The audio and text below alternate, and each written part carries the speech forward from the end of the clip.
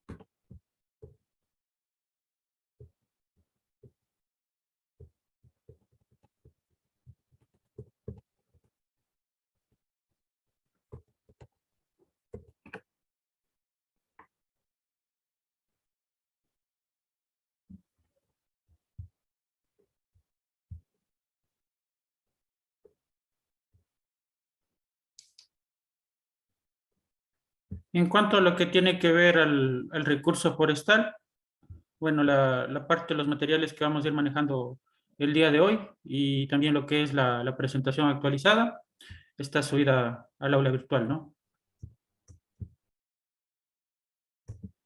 Aquí también ya están subidas las indicaciones para lo que es la evaluación, que la van a rendir la próxima semana, el día viernes, en dos horarios, ¿no? De acuerdo a la evaluación. Ahí están las instrucciones también si quieren seguir revisando. Yo al final de la reunión también les volveré a explicar, ¿no? Cada uno de los aspectos. Bien, aquí está la presentación 3. Voy a cargarla acá para las personas que no tengan el acceso o se les complique el acceso al aula virtual porque realmente acceso lo tienen todos, ¿no? Bien, entonces vamos a ver un par de aspectos conceptuales acerca de lo que es la elaboración de recursos forestal para el anexo de la viabilidad forestal. Aquí de igual forma nosotros vamos a tener que hacer una caracterización cualitativa y cuantitativa, que va a ser prácticamente la misma que aplicaremos en la parte del inventario forestal y también en la parte de lo que es la parte de flora dentro de lo que es la línea base de diagnóstico ambiental, ¿no? Entonces, bueno, acá tenemos una serie de cosas que hacer previamente en la parte cualitativa. En primer lugar, hacer una identificación de los ecosistemas sobre los que se ubica la concesión o proyecto, ¿no? Obviamente la fuente de información debe ser la autoridad ambiental. Para los que no estuvieron en la primera clase, recuerden que acá nosotros teníamos un link para ingresar al mapa interactivo, ¿no? Entonces acá tenemos para ingresar al mapa interactivo y dentro de este mapa interactivo nosotros podíamos ir descargando cada una de las capas que nos vaya solicitando para el desarrollo de lo que es el anexo de la viabilidad forestal, ¿no?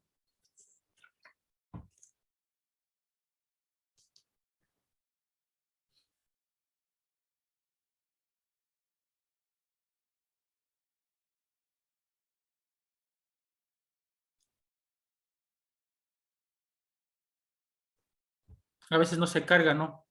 Y hay que volverle a recargar para que se cargue, porque a veces como que se traba la aplicación que le hace funcionar y bueno, ahí tenemos un poco de problemas. Bueno, aquí está Sistema Nacional de Monitoreo de Bosques y bueno, aquí tenemos algunas capas de las que podemos descargar, ¿no? Y la que nos interesa a nosotros es esta de los ecosistemas, ¿no?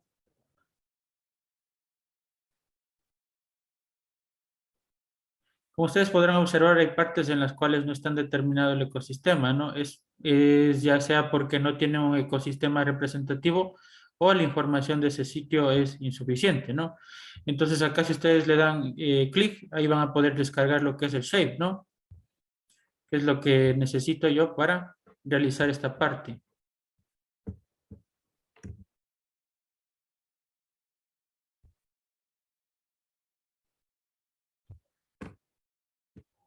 Ya vamos a ver más adelante en el anexo un poco cómo elaborar los mapas, ¿no? Y tenemos pues obviamente acá la clasificación del uso actual del suelo y cobertura vegetal. Ahí podemos descargar la cobertura que tenemos ahí en el mapa interactivo también. Descripción cualitativa de la cobertura vegetal, de acuerdo a lo que tenemos ahí también, dentro de lo que es la cobertura del uso del suelo. Posesión de la tierra, de acuerdo obviamente al sitio que tengamos. Puede ser que los predios no sean propios, sino que sean de otras comunidades o de otras personas, ¿no? Listado de especies identificadas en el campo a través de información secundaria. Esto en cuanto a lo que tiene que ver a las especies forestales, ¿no? Un listado obviamente de manera cualitativa, ¿no? No cuantitativa, porque ahora es la parte en la que vamos a hacer la parte cuantitativa. Para la parte cuantitativa, nosotros vamos a tener que aplicar dos fases, ¿no? La fase de laboratorio y la fase de campo. Dentro de la fase de campo, nosotros vamos a diseñar el tamaño de la muestra. Ahora, el tamaño de la muestra, nosotros debemos basarnos en el acuerdo ministerial 352, reforma del acuerdo ministerial 076, ¿no?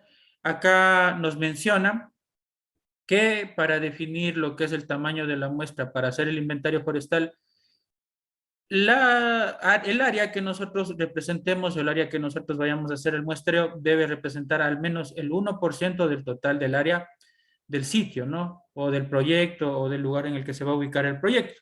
Entonces, esa es la situación. La normativa, como ustedes, yo les indiqué, está subida aquí al aula virtual, dentro de lo que es normativa legal, ¿no? Y aquí ustedes pueden observar en el anexo 1 todo lo correspondiente precisamente a esto que les estoy mencionando, que es el diseño del tamaño de la muestra, ¿no? Entonces, lo que nosotros vamos a determinar o el área que nosotros muestremos debe ser al menos el 1% del total del área que tenemos. Obviamente, por lo general, lo que aquí vamos nosotros a utilizar son parcelas, ¿no? Parcelas de 50 por 50, de 70 por 60, todo depende, ¿no? De cómo ustedes se acomoden con su equipo técnico de mejor forma, pero lo más común va a ser que hagamos parcelas de 50 por 50, ¿no? Acá obviamente vamos nosotros a establecer los sitios de muestreo, tal como yo les indiqué el primer día de hacer, cuando les hicimos el mapa, pues obviamente tenemos que tener un shape o delimitar dentro de lo que es Google Earth el área que nosotros vamos a, o el área del proyecto, ¿no?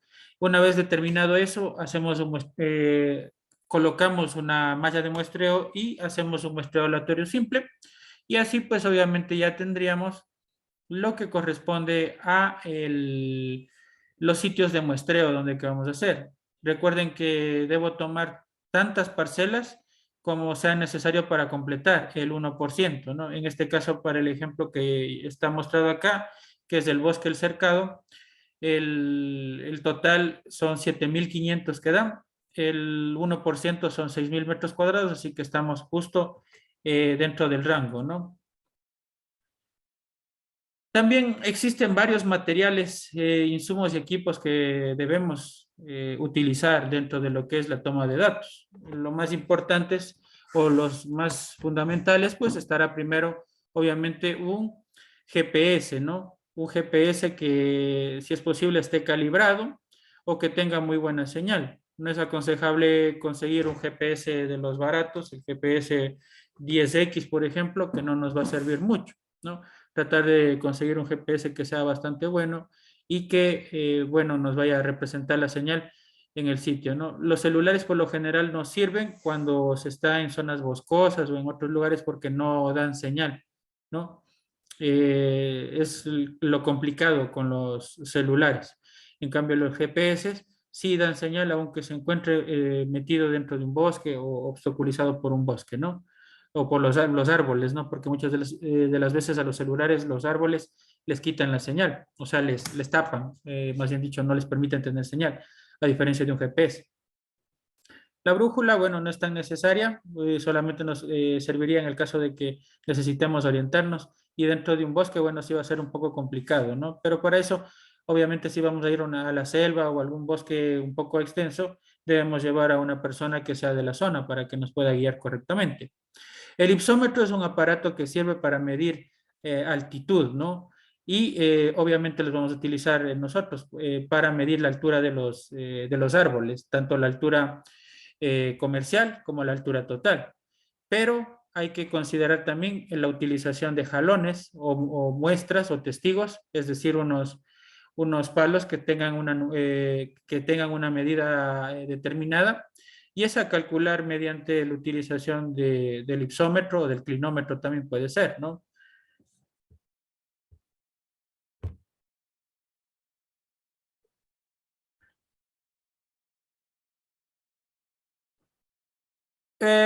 Yo también he utilizado el GPS que usted está mencionando, pero créame, por ejemplo, que acá en el sitio en donde que yo estoy, por acá, yo vivo más abajo de Baños, en el sector de Río Blanco. Acá hay un problema que siempre, digamos, estamos en un sitio bien cerrado por las montañas, ¿no? Y cuando estuvimos haciendo, más bien dicho, la parte de lo que es el muestreo, para lo que es un plan de manejo y adjudicación de tierras, hicimos un muestreo dentro de lo que es la zona boscosa y ahí el celular ya no servía, ¿no? Es por las características en sí, ¿no? La nubosidad y otras cosas. Sí, hay lugares en los que sí es complicado. Entonces, por eso siempre es necesario, ¿no? Y ahí, si es que ustedes están en zonas abiertas, es bastante bueno las aplicaciones de celulares, ¿no? Son súper, súper buenas porque si estamos en lugares abiertos, nos dan inclusive con precisiones muy, muy buenas, ¿no? De 3 metros, de 2 metros, inclusive hay unas aplicaciones y dependiendo de la tecnología que tenga el celular, ¿no? Entonces, sí son buenas también, ¿no? No estoy diciendo que no sirvan las aplicaciones de celular. Digo que en ciertos casos es complicado, ¿no? La utilización. Tenemos también la forcípula, que es una especie de regleta, ¿no? Que se cierra o tiene unos dispositivos para cerrarles. Ya van a ver más adelante una foto. Precisamente les muestro mejor la foto para que quede entendido qué es la forcípula, ¿no? Es esta, ¿no? Es este instrumento que sirve para medir el diámetro, ¿no?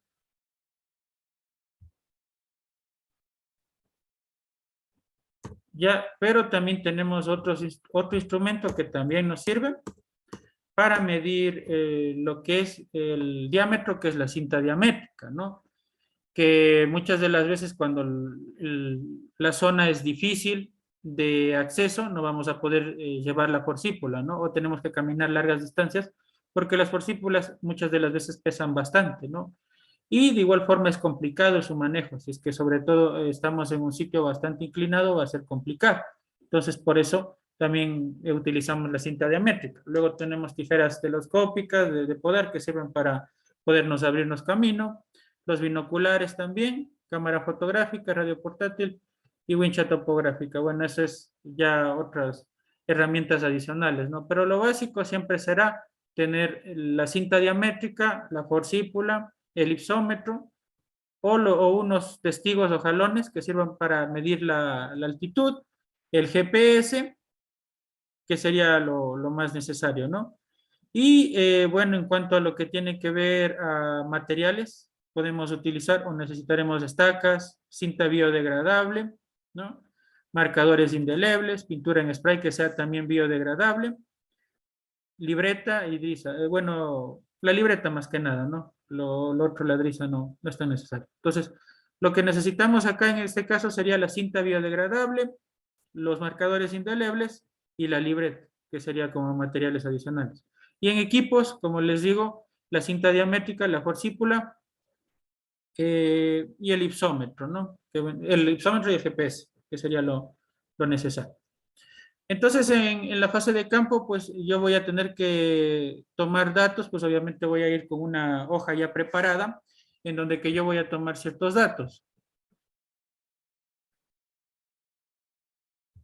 Le quedo de ver, no sé lo que es ladriza, yo tampoco. Yo copié ese listado de un sitio. Googleele y vea qué es la ladriza realmente, ¿no? Porque yo no revisé realmente qué era ladriza, ¿no? Pero no creo que sea nada importante, de hecho, ¿no? Es una cuerda, eso nada más es, ¿no? Es fácil, para eso está el Google, ¿no? Pueden nomás googlearle, no hay ningún problema. Y cuando tengan alguna de esas dudas, por lo general, obviamente, no son materiales importantes dentro de la utilización, ¿no? O dentro de estos muestreos. Bien, luego tenemos la parte de estos datos, ¿no? ¿Qué es lo que nosotros vamos a tomar de estos datos?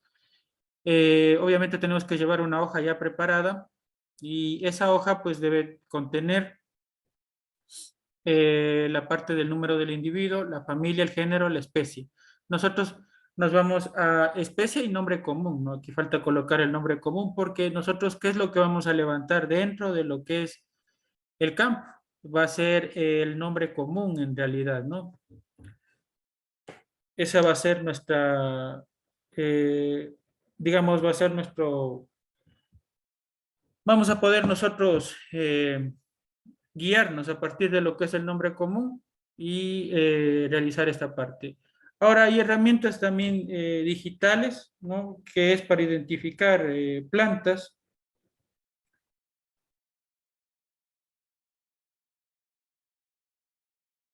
con imágenes, ¿no? No es tan preciso ni tan confiable.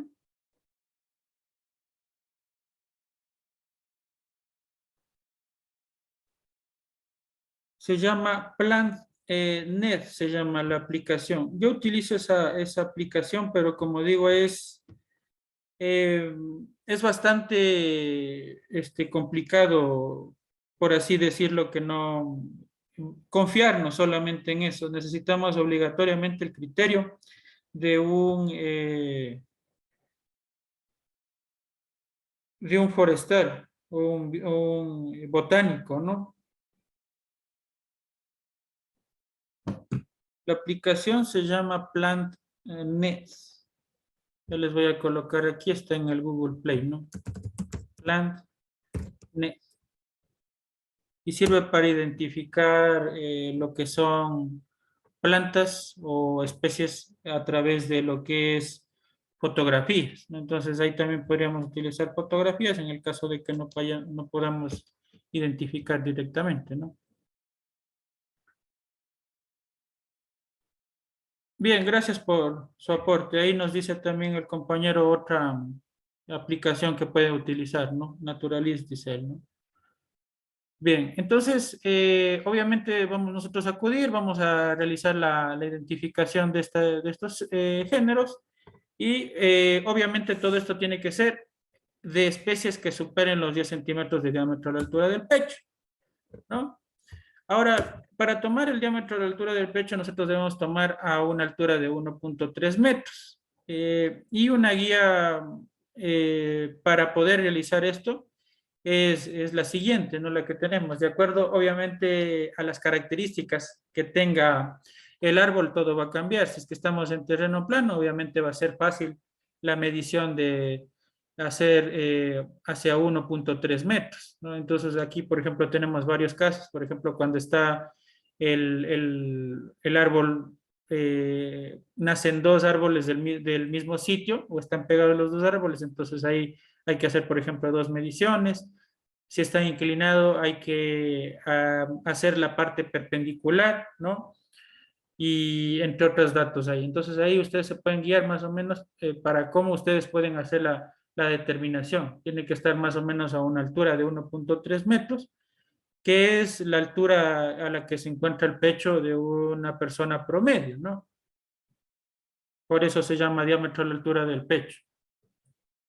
Ahora, si es que ustedes obviamente lo realizan con la cinta diamétrica, automáticamente ya van a poder tener el diámetro, ¿no?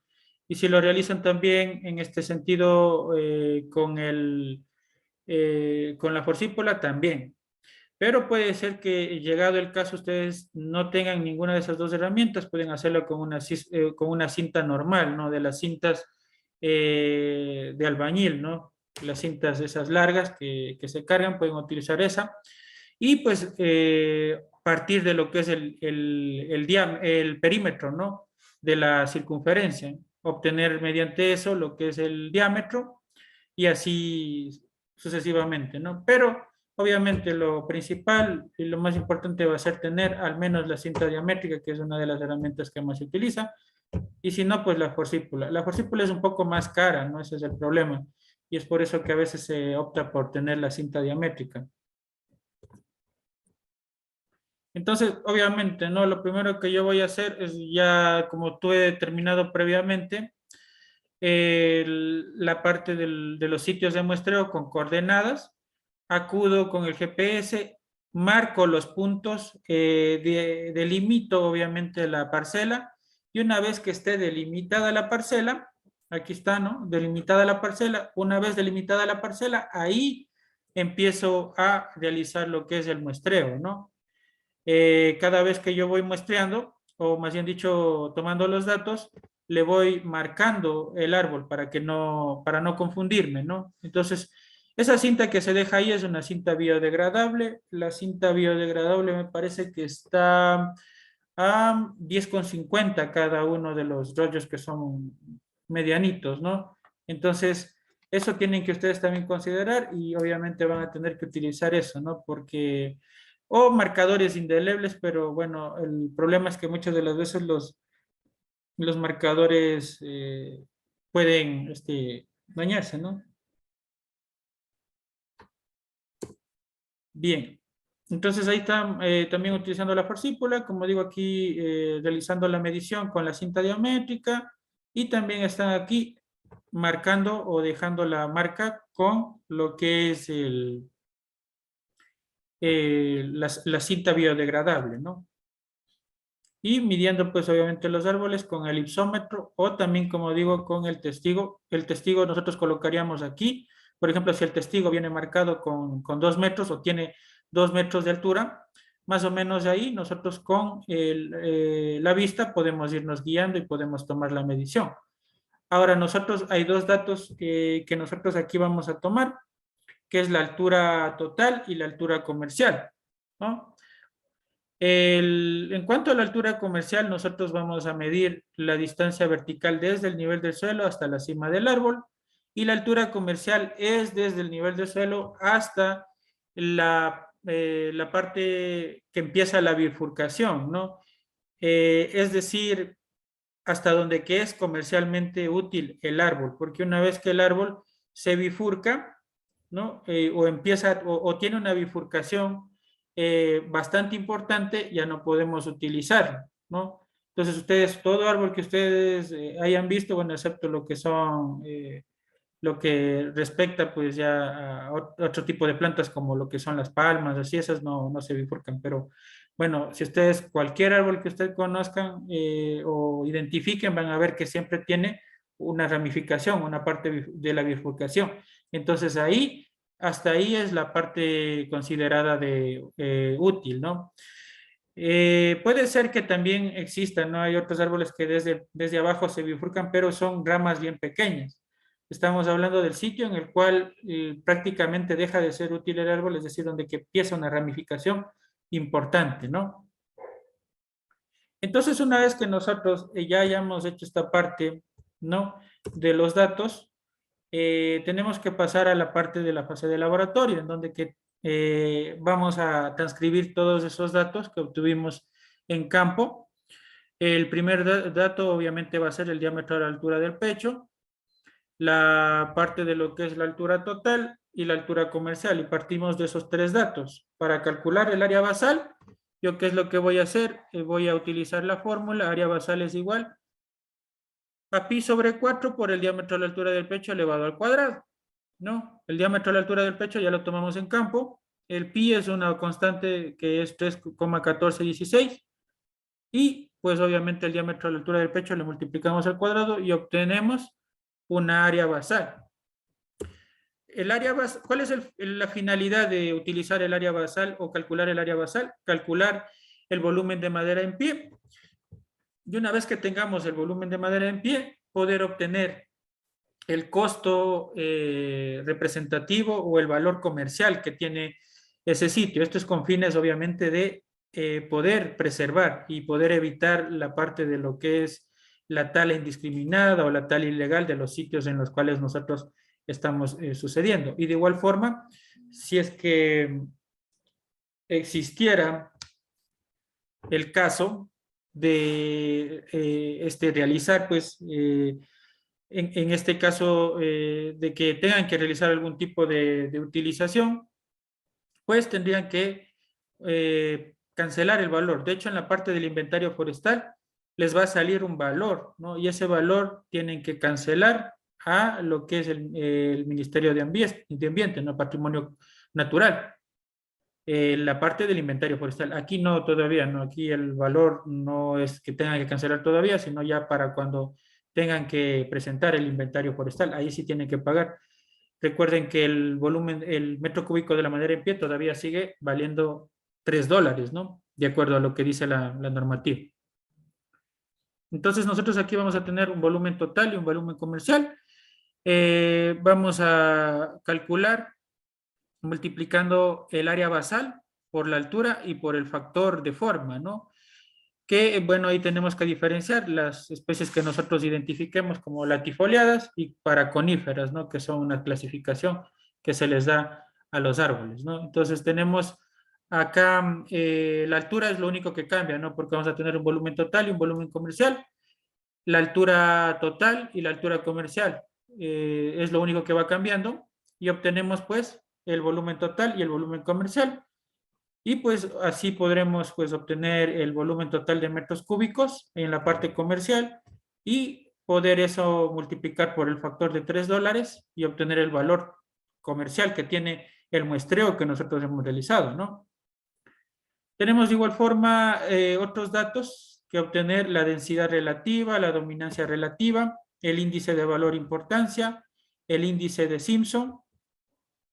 Tenemos datos como lo que es la abundancia relativa y la abundancia absoluta también, para calcular estos valores de ayer, ¿no? Que estábamos viendo también el día de ayer, el índice de Simpson, y el otro es el índice de Shannon-Wiener, ¿no? Que también hay que calcularlo acá, y también el de Jacquard, ¿no? Hay que realizarlo, pero comparando obviamente lo que son dos puntos de muestreo, ¿no? Entonces acá nosotros para la densidad relativa vamos a necesitar la densidad absoluta de cada especie dividido para la densidad absoluta de todas las especies por 100, ¿no? Y la densidad absoluta, como aquí nos menciona, es el número de individuos dividido para el área muestreada. ¿Cuál es el área muestreada que nosotros tenemos en este caso? 50 por 50 son 2.500 metros cuadrados. Y eso vamos a dividir, ¿no? Cada individuo los individuos que encontremos de cada especie para el área muestreada. Luego tenemos la dominancia relativa, que es igual a la dominancia absoluta por especie dividido para la dominancia absoluta de todas las especies por el factor de 100, ¿no? Ya teníamos lo que respecta, bueno, a la dominancia. Hay que dividir, obviamente, ¿no? El área basal de una especie para el área muestreada, ¿no? Eso es lo que hay que hacer para la parte del área de la dominancia absoluta y la dominancia que tenemos acá, ¿no?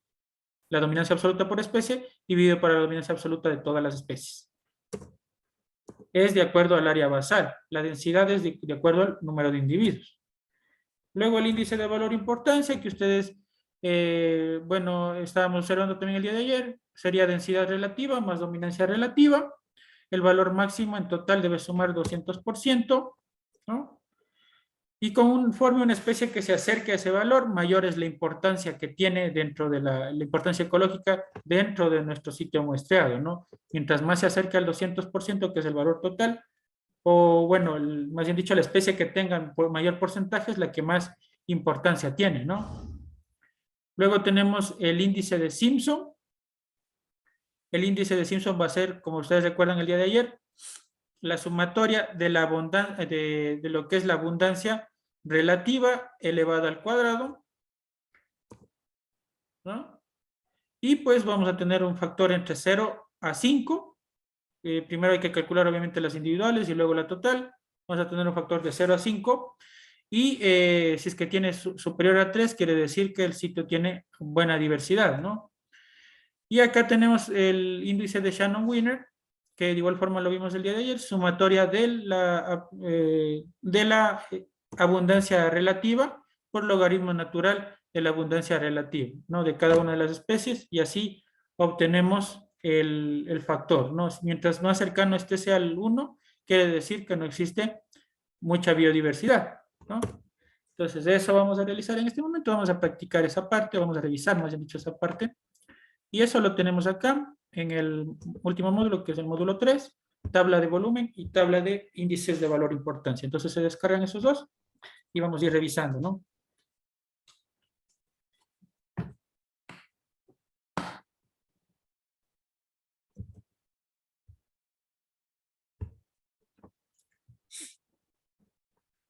Yo les voy a pasar para las personas que no estén accediendo, no tengan acceso al aula, ¿no?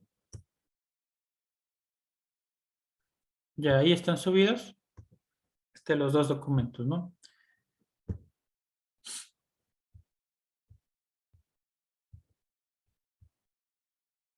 ¿Ya? Entonces, ahora voy a abrirlo para revisar, ¿no?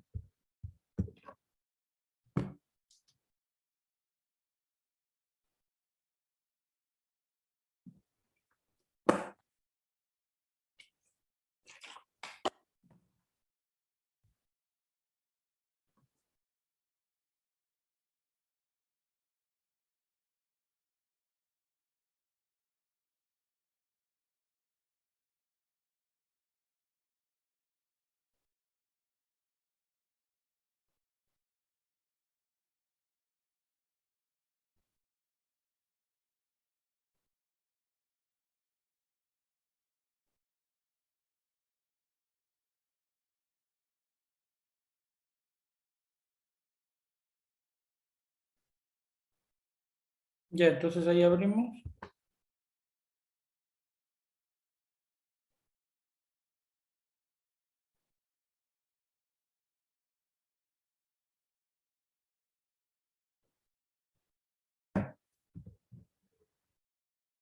Ya, entonces vamos a revisar primero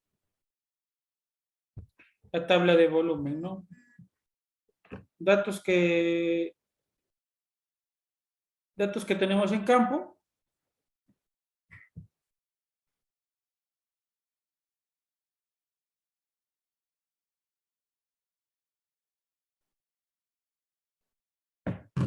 ¿Ya? Entonces, los datos que obtuvimos en campo. Obviamente acá ya tenemos el nombre científico, la familia, el diámetro de la altura de pecho, la altura total y la altura comercial de cada uno de los que están aquí. ¿Ya? Y obviamente, según esto, vamos a calcular lo que es la parte del área basal. El área basal, como ustedes pudieron observar, es igual a pi sobre 4 multiplicado por lo que es el diámetro de la altura de pecho elevado al cuadrado, ¿no? Y obtenemos acá el valor. Entonces ahí vamos a obtener el valor de cada una de las especies que hemos identificado, ¿no? Y según esto, pues pasamos a hacer el volumen total. Para el volumen total sería área basal multiplicado por la altura total. Y aquí nosotros, ¿qué es lo que tendríamos que agregarle? El factor de forma, ¿no? No está aquí agregado directamente el factor de forma porque no está identificado, ¿no? Exactamente a cuál de las especies. Pero bueno, el factor que por lo general siempre se utiliza, excepto para lo que son coníferas, porque realmente lo que es la clasificación de coníferas prácticamente no existe acá. Entonces, el factor que nosotros normalmente podríamos aquí incluir es el factor de 0.7, ¿no? Y obviamente ahí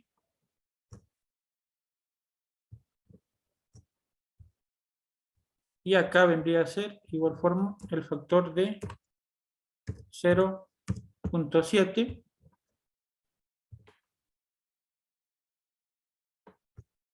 Ahí tendríamos el total del volumen comercial y el volumen total y el volumen comercial, ¿no? Y el área basal total también, que tendríamos en este sentido acá, ¿no? En metros cúbicos está todo, el área basal en metros cuadrados. Es el transecto 1 y aquí está el transecto 2, ¿no? En base a eso, obviamente, nosotros vamos acá a la parte de lo que es los cálculos para lo que es los índices de valor e importancia, ¿no? Entonces acá nosotros, ustedes, mucho ojo a esto porque ahora lo que ustedes van a hacer es del transecto 2, ¿no? Los índices de valor e importancia que yo les voy a explicar en este momento, ¿no? Entonces de acá nosotros tenemos los datos de la frecuencia, ¿no? Que es el número de individuos que hemos localizado, el área muestreada que es 2.500 metros para todas las especies, y aquí empezamos por la parte de la densidad absoluta, que vendría a ser dividir lo que es la frecuencia, es decir, el número de especies identificadas para el área muestreada, ¿no? Y así obtenemos de cada uno la densidad absoluta individual y la densidad absoluta total. La densidad relativa vendría a ser la densidad absoluta individual dividido para la densidad absoluta total por 100, ¿no? Y ahí tendríamos la parte del factor. Obviamente, la especie que tenga más densidad relativa es la que tiene la predominancia, ¿no? Luego tenemos acá el dato del área basal, que ya teníamos acá dentro de lo que es la tabla de volumen, ¿no? Sacamos la dominancia absoluta, que la dominancia absoluta va a ser igual al área basal dividido para el área muestreada, ¿no? Que vendría a ser 0.2183 para 2.500. Así obtenemos la parte de la dominancia absoluta individual y tenemos la dominancia absoluta total. Y así vamos a calcular la dominancia relativa, que vendría a ser, como repito, la dominancia absoluta dividido para la dominancia total. Es decir, en este caso 0.001 dividido para 0.023, todo por 100, ¿no? Porque necesitan porcentajes para la parte de la dominancia relativa. Y así llegamos al índice de valor importancia, que vendría a ser la sumatoria de la densidad relativa más la dominancia relativa. Y así obtenemos el índice de valor importancia, total 200, y la especie que tenga el mayor porcentaje o el mayor número del índice de valor importancia será la más importante, ¿no?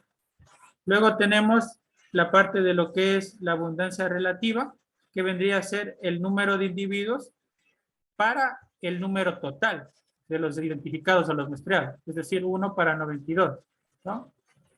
Recuerden que de igual forma, nosotros acá vamos a obtener el índice de Simpson vendría a ser el individual, multiplicar la abundancia relativa, o más bien dicho, elevar al cuadrado la abundancia relativa, obtenemos los individuales y tenemos el total. Pero recuerden que al total hay que restarle 1 menos ese valor. Y así obtenemos el índice, ¿no? Ahora acá, el índice de Shannon-Wiener, recuerden, abundancia relativa por logaritmo natural de la abundancia relativa. obtenemos valores negativos y al final es el índice, necesitamos para este índice de Shannon-Wiener la parte de menos la suma de todo este valor, ¿no?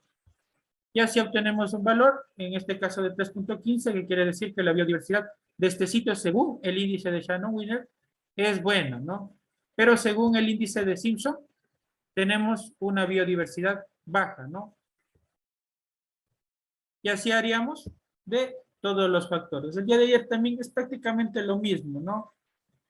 Básicamente siempre la parte de la absoluta será la confluencia de dos factores, ¿no? La densidad absoluta en este caso, frecuencia para área muestreada. Si nos vamos acá a la dominancia absoluta, área basal para la área muestreada. Y la densidad relativa parte de la densidad absoluta, dividiendo la densidad absoluta individual para la total, ¿no?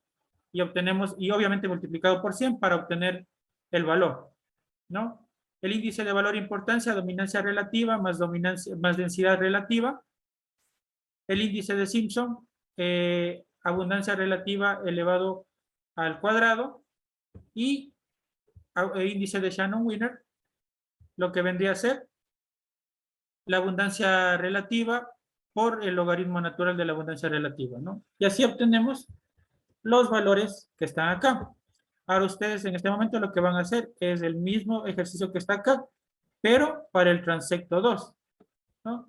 Y el valor del área basal, ustedes lo van a tener acá en la tabla de volumen, ¿no? O sea, si está aquí el área basal, entonces pueden copiar esos datos y transcribir esos datos hacia lo que es el transecto 2 e ir calculando todos los datos como están calculados acá, también dentro del transecto 2. Entonces eso lo vamos a hacer en unos 10 minutos y continuamos. Así que por favor realicen ese ejercicio.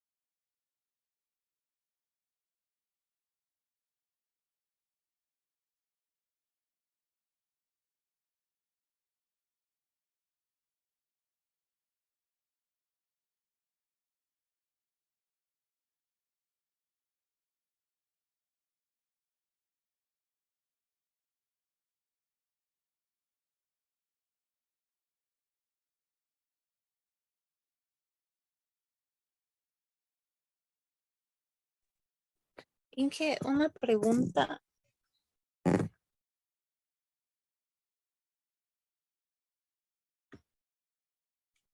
Inge, una pregunta. No sé si el área muestreada es la misma de 2500. Si puedes repetir la pregunta, no la escuché bien, por favor. Si el área muestreada es la misma de 2500. Obviamente, para todos estos ejercicios son 2.500 metros. Ajá. Ok.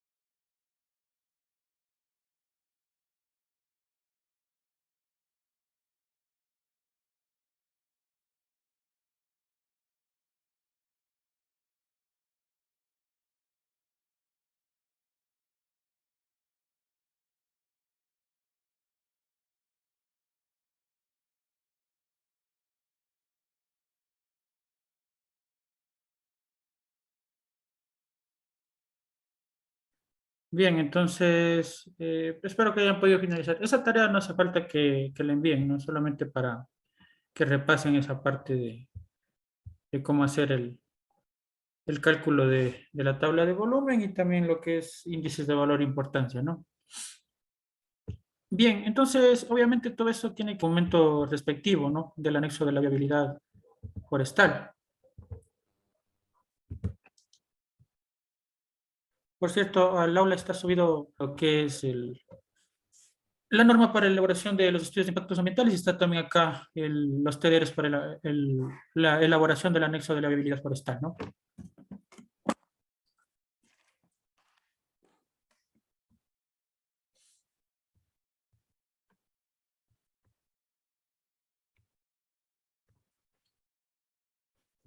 Entonces, ahí obviamente nosotros vamos a transcribir todos los datos que hayamos obtenido. Ahí está la parte de los ecosistemas, el uso de suelo, la cobertura vegetal. Aquí está la parte de lo que es el muestreo de la flora, los materiales que se utilizaron, los datos que vamos a obtener en el campo, obviamente, con la metodología respectiva. Luego tenemos la tabla de volumen.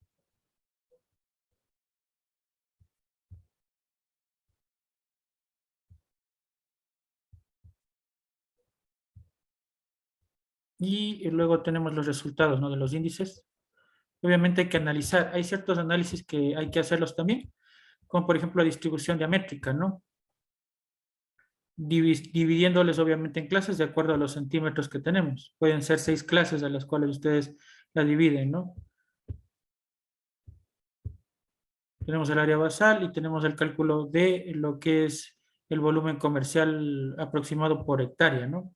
Luego viene el análisis de la biodiversidad, con todos los índices que repasamos hace poco. Posteriormente tenemos acá una parte que es la zonificación del proyecto, obra o actividad, en donde que nosotros tenemos que establecer 3 zonas, ¿no? La zona para trabajos, la zona para protección y la zona de recuperación, de acuerdo a las características que nosotros identifiquemos. Obviamente nosotros tenemos que incluir una zona donde que se va a trabajar dentro de lo que es el bosque, una zona que va a ser la parte de la protección, es decir, que no va a ser tocado absolutamente en ese sitio, no va a ser tocado por la actividad que realicemos o por la actividad para la cual estamos presentando este anexo de la viabilidad forestal. Y la zonificación de recuperación quiere decir en sitios en los cuales nosotros hayamos intervenido, pero que también establecemos nosotros que van a ser la parte de recuperación. Acá nosotros tenemos una matriz de identificación de los impactos ambientales, donde que nosotros vamos a identificar los principales impactos generados por la actividad dentro de lo que es el área protegida, medidas de manejo, se puede incluir un responsable o directamente el medio de verificación, ¿no? Con lo cual se va a cumplir esta parte. Esto es necesario colocarlo, incorporarlo a la parte de lo que es el plan de manejo ambiental, ¿no? Y ahí es donde que se identifica y se califica esta parte, ¿no? Las conclusiones nosotros las redactamos obviamente de acuerdo a lo que hayamos incluido dentro de los objetivos, recomendaciones, bibliografía que hayamos utilizado. En anexos colocamos obviamente la evidencia fotográfica de lo que es el levantamiento de la información forestal, obviamente. Y por último viene el anexo cartográfico, donde que vamos a incluir una serie de mapas que están aquí colocados. El mapa base, el mapa de ubicación del proyecto, el mapa de cobertura vegetal y uso de suelo, mapa de ecosistemas, mapa de pendientes, mapa de zonificación de la concesión del proyecto, mapa hidrográfico e imagen satelital. Ahora, obviamente debemos identificar cuál de estos puedo yo descargar del mapa interactivo y en el caso de que no existan, pues obviamente tendré que utilizar coberturas de lo que es el Sistema Nacional de Información, es decir, las coberturas que son un poco antiguas, ¿no? Pero de ser posible, pues vamos a utilizar las que tenemos en la parte del mapa interactivo. Ahora, ¿cómo funcionaría un mapa para elaborar esta situación o para elaborar pues estos eh, mapas para el anexo cartográfico? Bueno, no son mapas especializados tampoco, son solo mapas generales que brindan información general. Así que obviamente, tranquilamente, usted como profesional ambiental o profesional, Rodrigo, ¿cómo hacer una consulta? adelante. ¿Cuál es el criterio para la zonificación? Eso tiene Porque que ser, hablo de tres zonas, subniveles, que me imagino, pero si en un área generalmente, pongámosle que es me invento, 10 hectáreas, que es con el fin de explotar tal vez, ¿cómo va a definir la parte de lo que sería la explotación, de lo que sería la recuperación y de lo que sería conservación? Si en teoría el cliente quisiera, no ya. sé. Eso es básicamente el criterio de usted que tenga como técnico ambiental. Algo que ustedes tienen que acostumbrarse en su vida profesional es que no existe para todo una metodología, ¿no? Sino que hay partes en las que yo tengo que verificar mi criterio. Obviamente, el criterio de la parte de la recuperación, ¿en qué se va a basar? ¿No? Por ejemplo, en sitios en los cuales vaya a existir probablemente contaminación, ya sea por la actividad, ¿no? Pero tenemos que primero guiarnos en la actividad que va a ser. Por ejemplo, si va a ser una actividad minera, si va a ser una actividad de hidrocarburos, será mayor la parte de la afectación. Entonces, en ese sentido, yo obviamente tengo que establecer la zona de producción del proyecto, ¿no? La zona donde que va a ejecutar la actividad en sí. No siempre van a ejecutar en todo el área protegida el proyecto. Por ejemplo, si es un proyecto de hidrocarburos, habrá un área determinada en la cual sí se puede hacer la explotación de los hidrocarburos, ¿no? Probablemente un área que se haya destinado a un área mínima.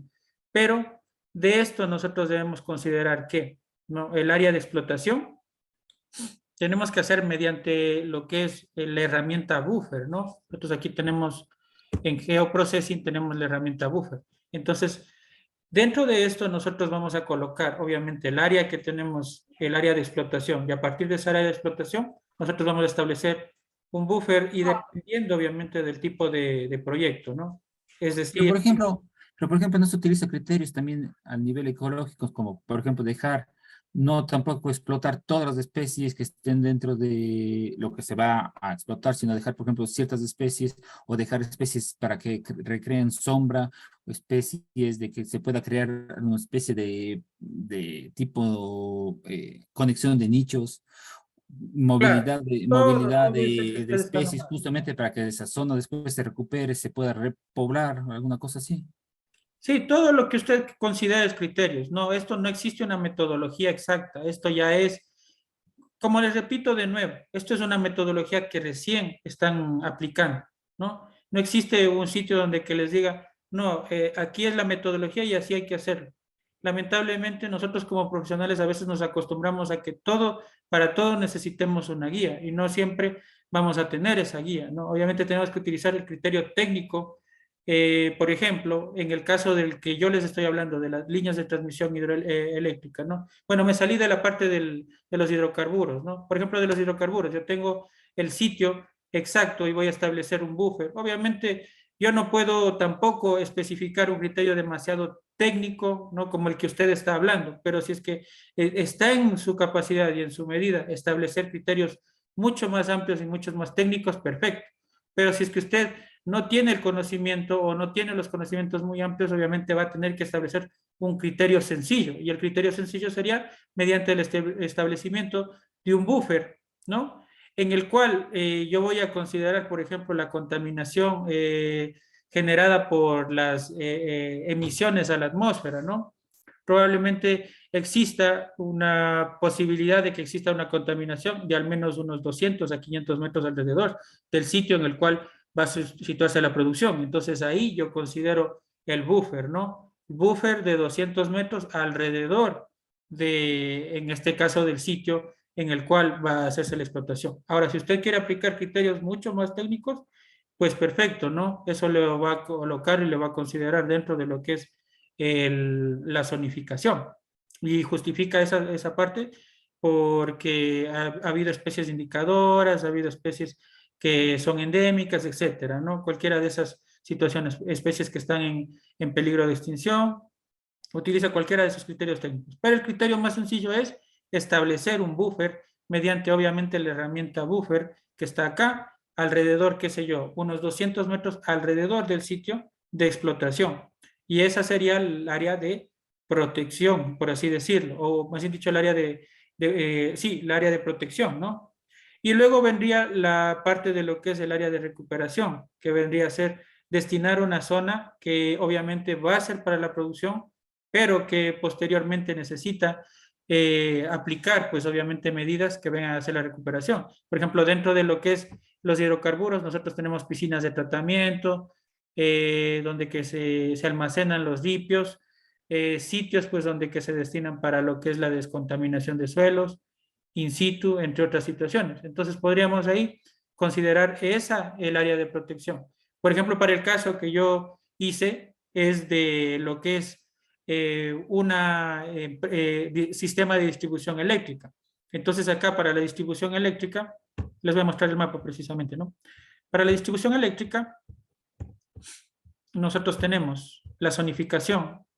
Obviamente, como estamos hablando de que es para toda la provincia, la parte de las zonas de protección van a ser las zonas netamente protegidas que tenemos y que no están cubiertas por lo que es los nodos principales, ¿no? Ya que aquí nosotros tenemos los nodos principales y uno de los nodos principales sí atraviesa por el bosque del cercado, ¿no? Que es el sitio en donde que hay más conflictividad. Entonces ahí es donde que nosotros vamos a intervenir. Pero la zona de protección van a ser las áreas de las zonas protegidas en las cuales no intervienen los nodos principales. Ahora la zona de recuperación, ¿cuál va a ser? Alrededor precisamente de lo que es las instalaciones, que son las subestaciones, y también las líneas de transmisión, que vendría a ser la zona para la recuperación, ¿no? Y la zona para trabajos obviamente está direccionada dentro de lo que son las líneas de transmisión. Esa sería la situación, por ejemplo, para este caso, pero cada proyecto obviamente se lo va a manejar de distinta forma y con distintos criterios, y eso es el criterio que usted como profesional debe hacerlo. Si es que usted considera que existe o considera utilizar más especificaciones, lo puede hacer, pero personalmente y de igual forma para cuando lo he hecho para planes de manejo de adjudicación de tierra, donde que también se hace zonificaciones de las tierras, entonces ahí usted qué es lo que debe realizar o qué es lo que debe ocupar, la distribución de acuerdo a la parte cartográfica, ¿no? Que es la que sí nos permite o que podemos realizar de manera básica. Si es que ustedes quieren hacer obviamente una manera más especial, pues lo realizarán. Obviamente la zona de protección tiene que incluir bosque, ¿no? La zona de protección obligatoriamente es en bosque, esa es la definitiva, la zona de trabajo es la zona de producción y la zona de recuperación, sitios que obviamente están cerca o están dentro de lo que es el área de producción, pero que serán destinadas posteriormente a zonas donde que se realice recuperación, como reforestación, como remediación, entre otras situaciones, ¿no? Entonces, esos son los criterios básicos, ¿no? No criterios especiales, especializados, que obviamente si es que los quieren realizar y tienen la capacidad de realizarlo, lo pueden realizar, pero yo me encargo de darles es los criterios básicos que ustedes pueden utilizar para poder realizar la aprobación de esto, ¿no? Gracias. Bien, entonces, acá dentro del mapa interactivo, como les estaba informando,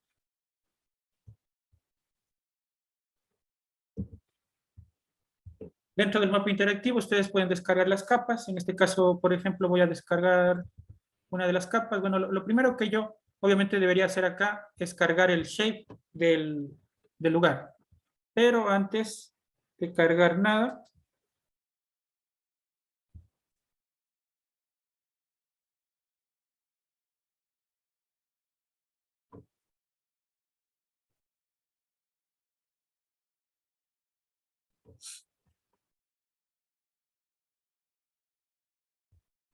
ya, antes de cargar,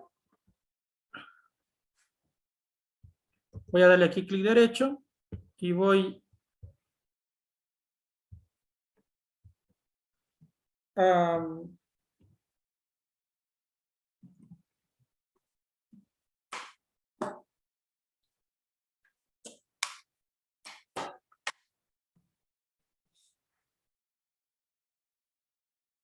Voy a cargar el sistema de coordenadas, zona 17S. Y ahora voy a cargar el shapefile del sitio, ¿no?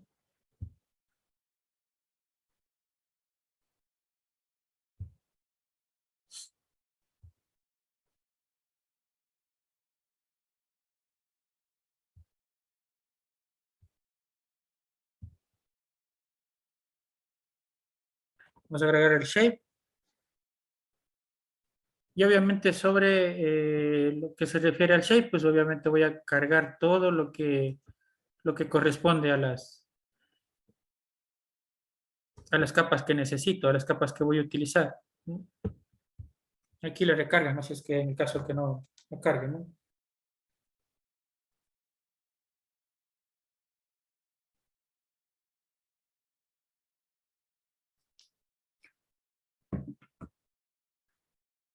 Ya, entonces acá, por ejemplo, a ver, vamos a hacer hidrografía, ¿no?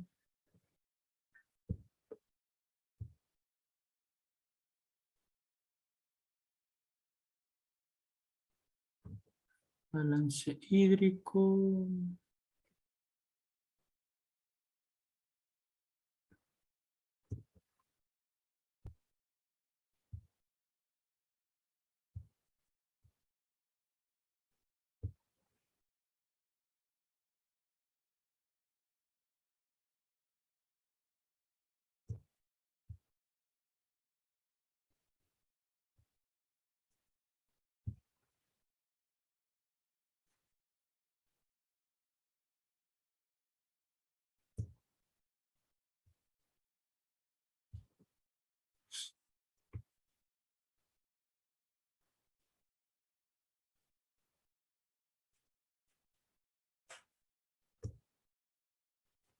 Nos descarguemos esta de ecosistemas, ¿ya?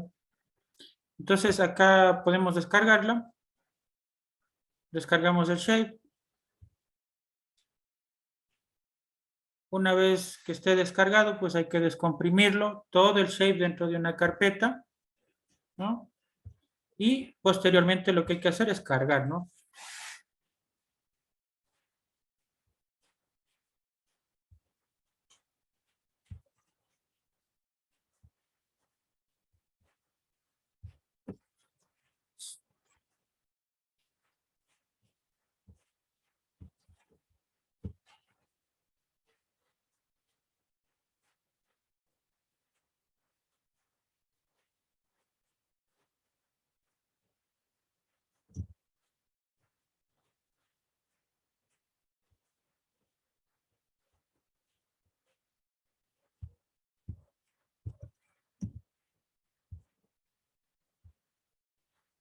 Espera un momentito, está fallando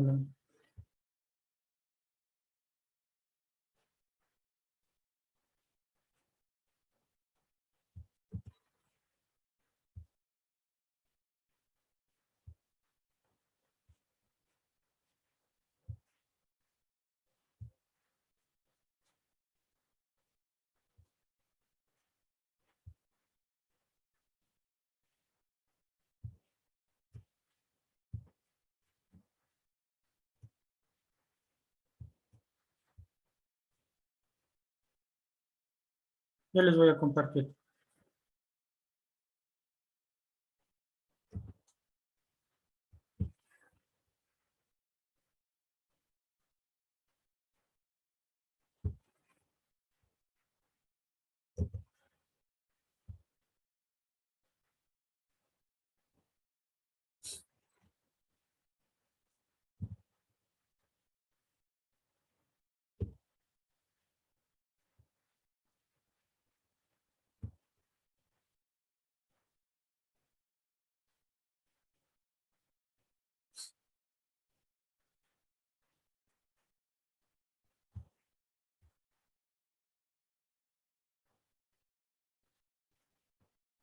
Sí se demora un poco en descargar, ¿no? Son capas un poco pesadas.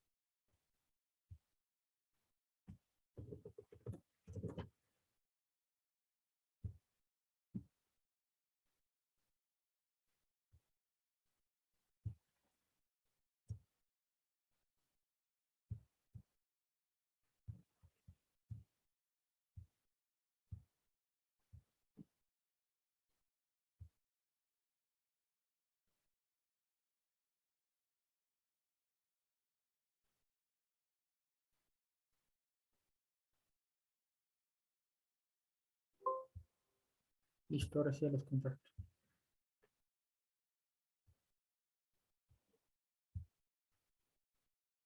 Bien, entonces tenemos el área del proyecto, tenemos que ahora cargar lo que corresponde a la capa, que vamos nosotros, por ejemplo, acá de la cobertura vegetal.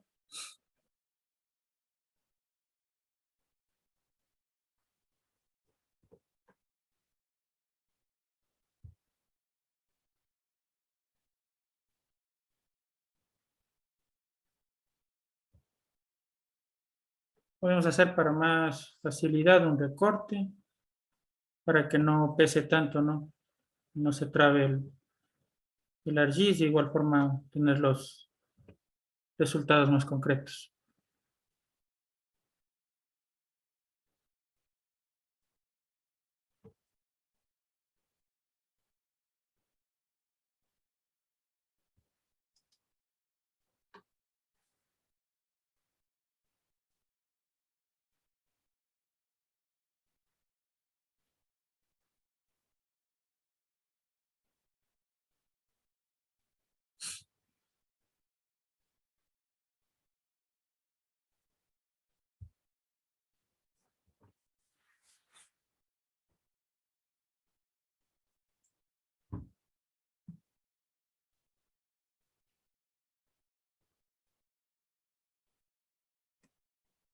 Es una capa un poco pesada, ¿no? Ese es el problema del por qué se está trabando el programa. Bueno, acá vamos a agregar una capa.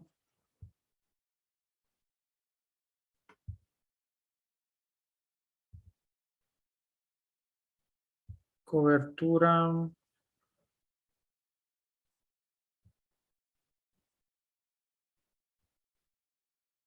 a nivel provincial. Me parece que Chimborazo es la provincia 7, no 6.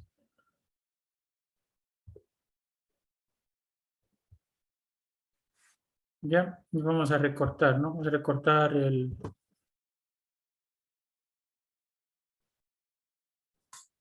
la capa de la cobertura vegetal.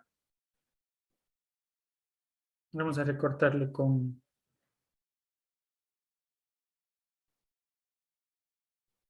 la provincia de Chimborazo para que sea un poco menos pesada la capa.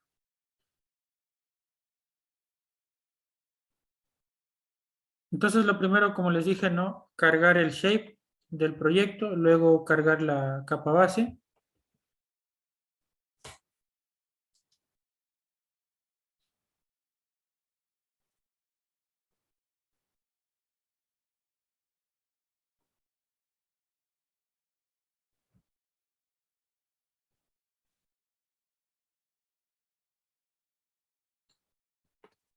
No sé por qué razón se pone tan lenta la computadora, ¿no? Debe ser por lo que me parece que está fallando un poco el internet o algo de eso también. No suele estar así de lenta, ¿no?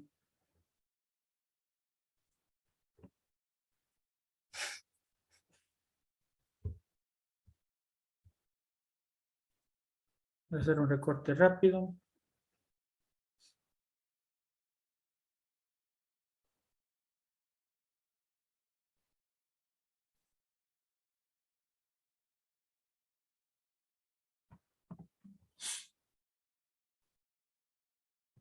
Tenemos aquí el corte.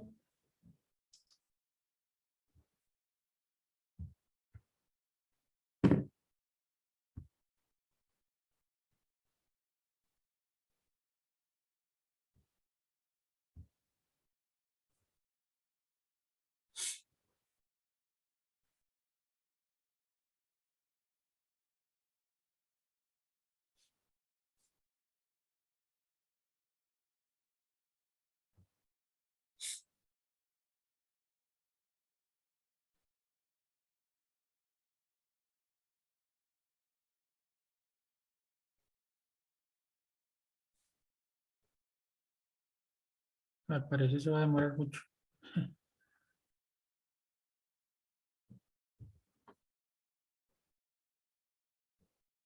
Hasta mientras les explico, ¿no? Cada uno de los mapas que se van desarrollando y observando, ¿no? El primer mapa que hay que elaborar es el mapa base. Dentro del mapa base tenemos que incluir nosotros las características del área del proyecto, los centros poblados que se encuentran cercanos al proyecto. Ahora, la parte de lo que es lo que tiene que ver a la escala, obviamente depende del proyecto, ¿no? Para proyectos pequeños vamos a tener que utilizar una escala de 1 a 5.000. En el caso de ser proyectos un poco más grandes, 1 a 10.000. Y si es a nivel provincial o a nivel cantonal, pues ya tendrá que ser 1 a 250.000, 1 a 500.000, 1 a 1.000.000, como es el que están observando en la pantalla, ¿no? Los requerimientos mínimos que debe tener, obviamente cuadrícula con las coordenadas, ¿no? El título del mapa, la escala, tanto gráfica como numérica, la simbología, la leyenda, obviamente, el sistema de referencia, que tiene que ser WGS en 1984, zona 17 Sur, la que tiene que ver acá a la brújula o al norte geográfico, ¿no? Entre otros datos como obviamente la tarjeta donde que indiquen la información, ¿no? Este es el mapa base en primer lugar. Luego del mapa base tenemos que hacer las de zonas protegidas, obviamente, ¿no? De acuerdo al proyecto. Este, como es un proyecto provincial, es un poco más grande, ¿no? Y considera más zonas protegidas y toda esa situación, ¿no? Tenemos acá en la parte de lo que es el mapa de muestreo, los sitios a ser muestreados, el mapa de uso de suelo, obviamente necesitan la capa del uso de suelo, el mapa de ecosistemas con la capa de los ecosistemas descargada, el mapa de pendiente, distribuido obviamente es la pendiente, la zonificación del proyecto que ustedes la determinan con la herramienta buffer, tenemos el mapa de hidrografía, de acuerdo obviamente a las cuencas que pertenezcan al proyecto, ¿no? Y un mapa de imagen satelital. Para la imagen satelital, pues es recomendable utilizar, como les dije yo acá, el programa o el complemento ArcViewTile, ¿no? Que ustedes lo pueden descargar del internet. Y en el caso de que no les funcione, pues utilizan o deben comprar la licencia, ¿no? Dentro de la página de ArcGIS. No es muy cara la licencia, solamente me parece que vale $2 o $3 nada más, entonces para que no tengan problema. Acá para evitar que se esté así trabando, hay que eliminar obviamente la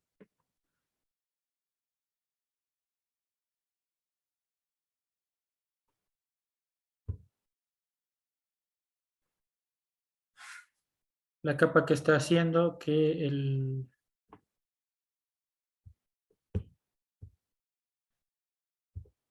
proyecto se esté trabando, ¿no?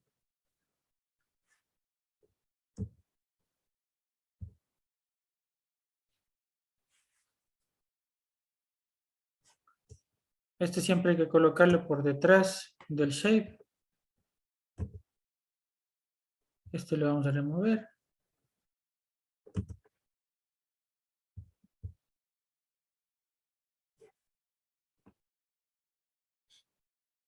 Ya este para que se observe bien.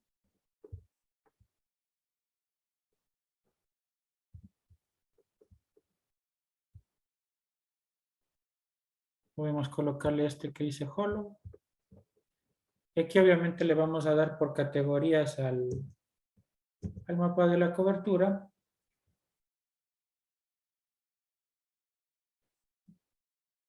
Dentro de propiedades, ¿no?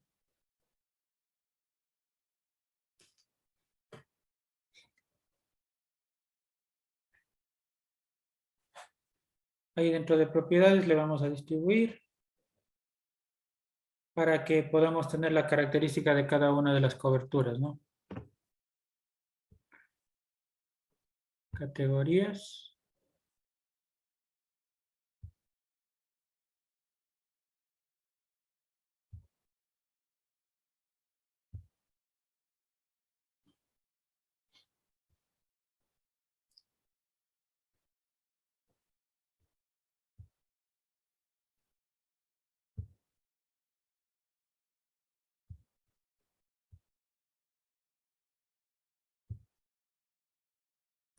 Ya, entonces ahí vamos a agregar.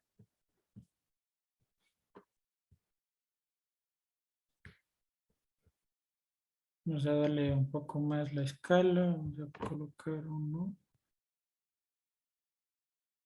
a 10.000. ¿No? Entonces ahí tenemos nosotros la parte de la distribución. Acá, bueno, podemos activar la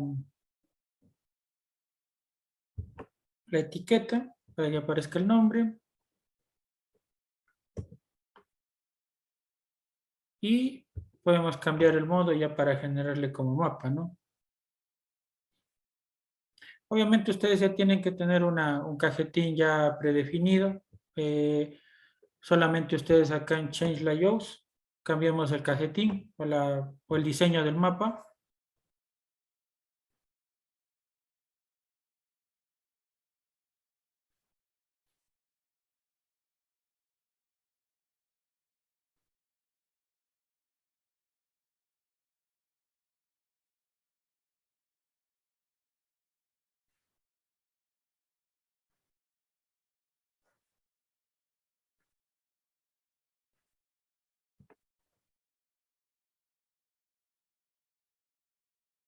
Eh,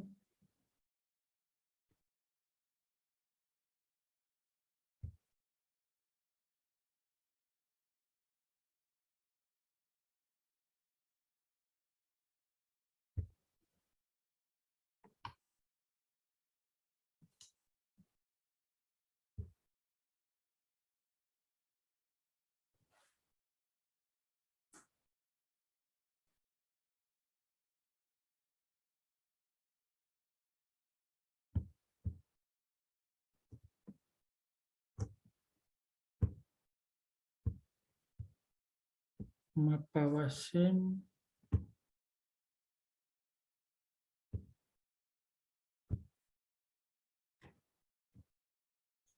Vamos a utilizar este de acá, ¿no?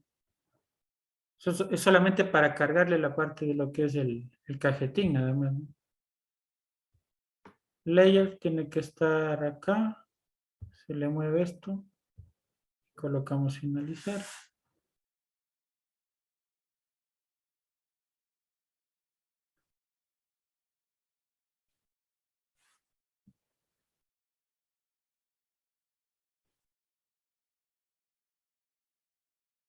Obviamente ahí lo único que se hace es ajustar todas las situaciones que tenemos. Ajustar la leyenda, entre otras situaciones que tenemos. Y pues así iríamos haciendo los mapas de todos los elementos que tenemos, ¿no? Obviamente, como les fui explicando, eso es lo que nos solicitan dentro de lo que es el anexo cartográfico, ¿no? Para poder realizar todos estos lineamientos, ¿no? Entonces, esos son los mapas que deben estar incluidos dentro del anexo cartográfico para que nos puedan aprobar este documento que es el anexo de la viabilidad forestal. Bien, entonces toda la información ustedes la tienen acá en el aula virtual, deben complementar lo que han ido revisando, obviamente con la información subida al aula virtual. Hay una serie de manuales, libros, ejemplos que ustedes deben revisar.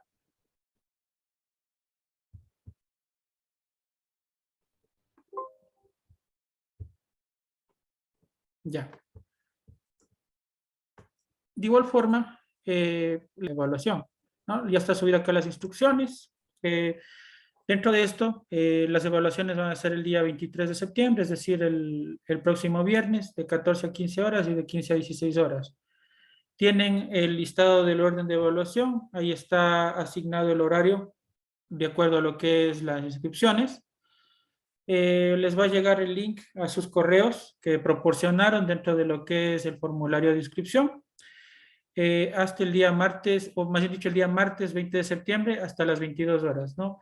En ocasiones no les llega el correo, ya sea porque proporcionaron mal el correo o en este caso también porque les llega el correo a spam o a correo no deseado y ustedes lamentablemente muchas de las veces no lo ubican, ¿no?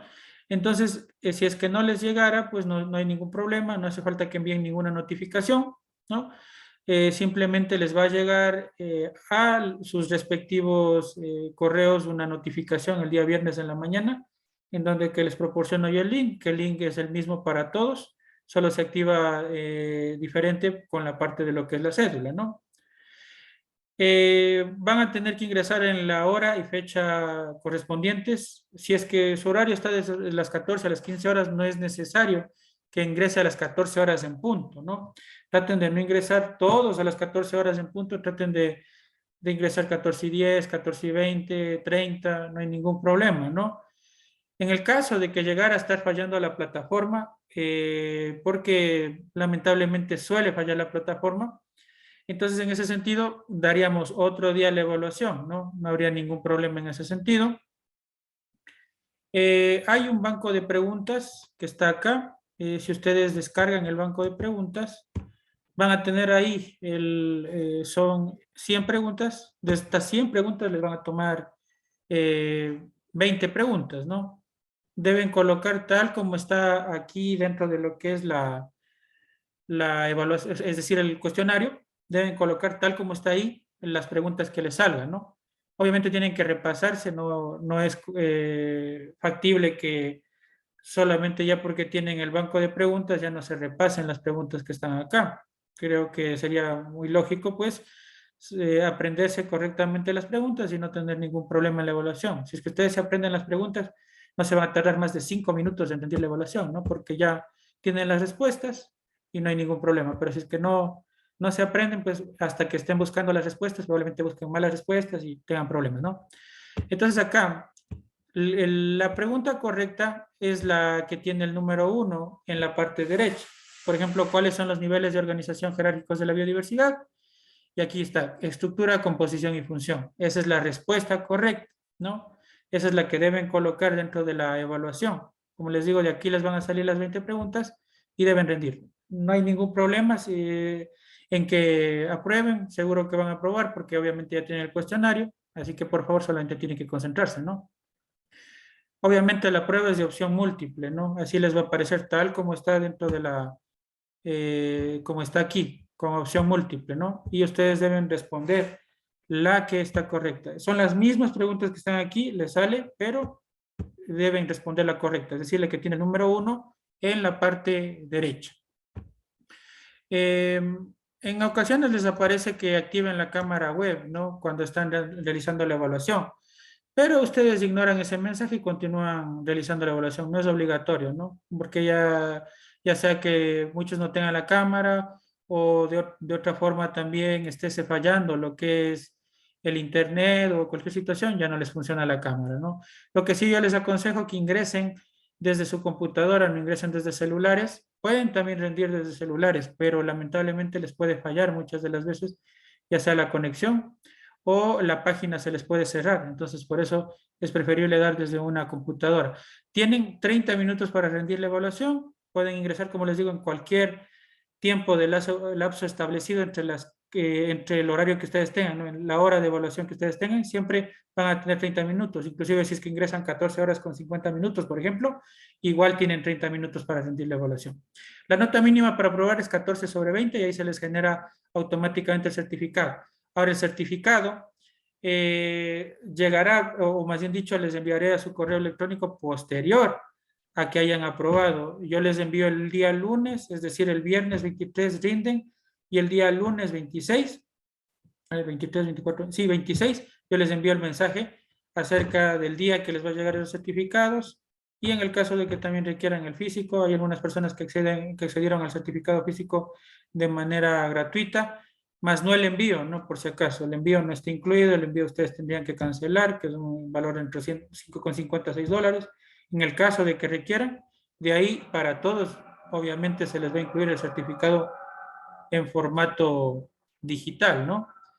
¿Qué más? En el caso de que no rindan la evaluación o reprueben la evaluación, van a tener que cancelar un valor adicional, ya que yo tengo que gestionar el certificado, gestionar un nuevo turno y en ese sentido, pues, es trabajo extra que yo debo realizar y por eso es necesario que ustedes, por eso están comunicados con una semana de anticipación para que reserven ese tiempo. Si es que no pueden rendir ustedes solicítenle a algún colega, algún amigo, familiar que rinda la evaluación, para eso tienen el cuestionario, ¿no? Eso obviamente no está bien, pero llegado al caso, pues no tenemos cómo más hacer, ¿no? Tienen que rendir en el horario establecido y que está indicado ahí, así que por favor realícenlo eso. Y cualquier consulta que les vaya surgiendo, por favor, todo lo realizan al correo al cual ustedes se inscribieron, solucionambiental2016@gmail.com, ¿no? Ahí comunican, informan cualquier situación. Por ejemplo, si es que ese día no les está sirviendo la plataforma, mandan una captura. A mí no me está sirviendo la plataforma para la evaluación. Entonces, ok, ahí tienen la justificación, ¿no?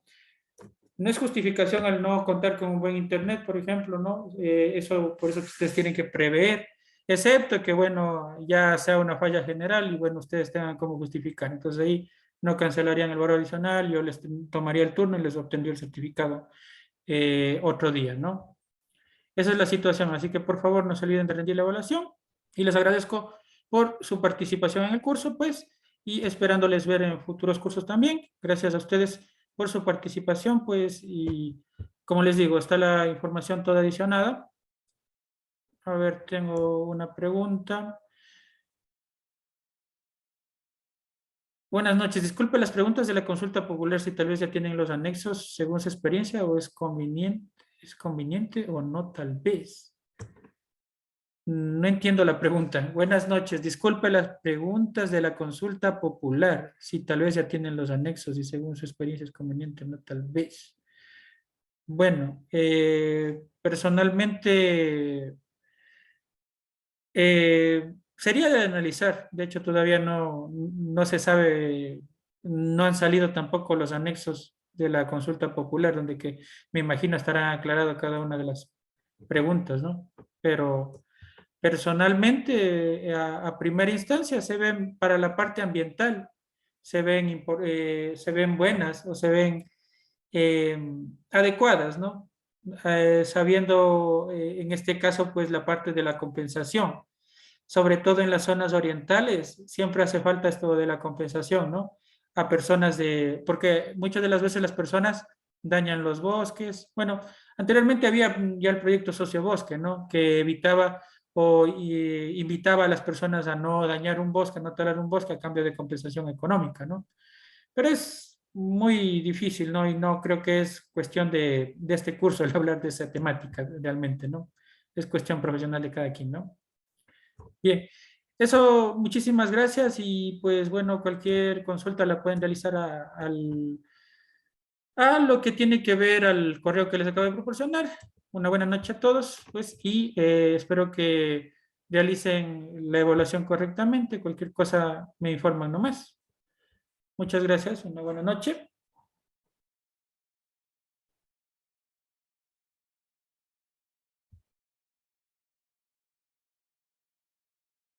Cuídense, buena noche.